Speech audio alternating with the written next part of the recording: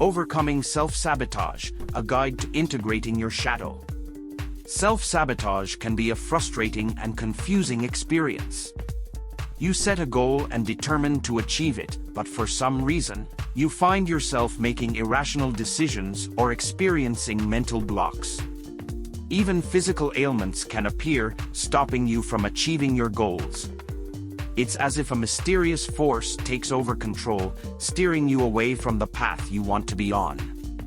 Swiss psychiatrist Carl Jung discovered plausible answers to why we self-sabotage, as he became aware of a part of the psyche he called the shadow. In this video, we'll explore the psychology of self-sabotage and how to overcome it, based on the works of Carl Jung. The shadow, more than just a dark side.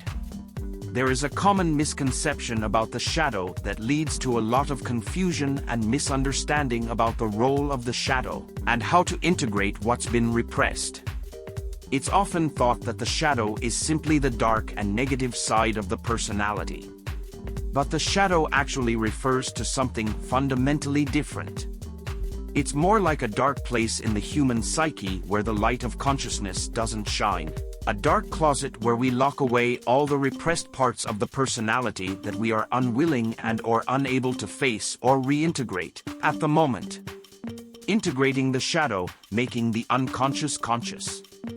Instead of repressing what's in the shadow, Jung urged us to integrate it into our personality. And we can only do this by making the unconscious conscious and discovering what's hiding underneath. Integrating the shadow means integrating the contents of the shadow, all the repressed parts of the personality that inhabit that dark place.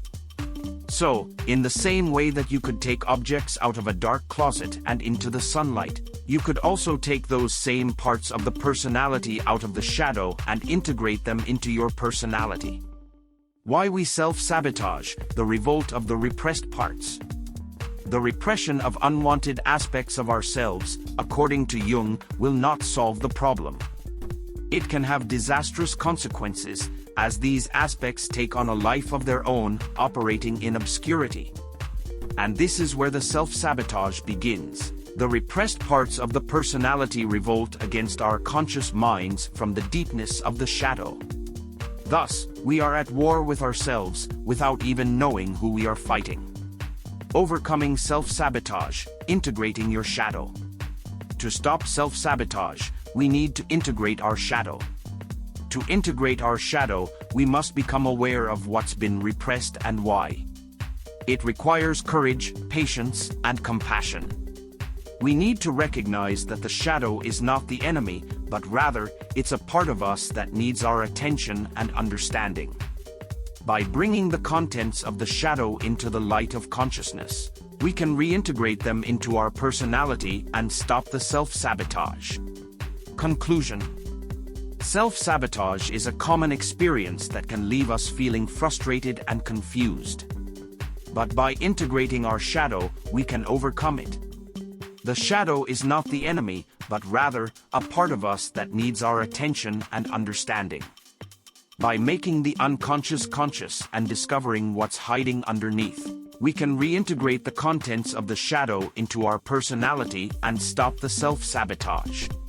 It takes courage, patience, and compassion, but the result is a greater sense of self-awareness, inner peace, and the ability to achieve our goals. Thank you for watching the video until the end. Please leave a like and follow us for more content.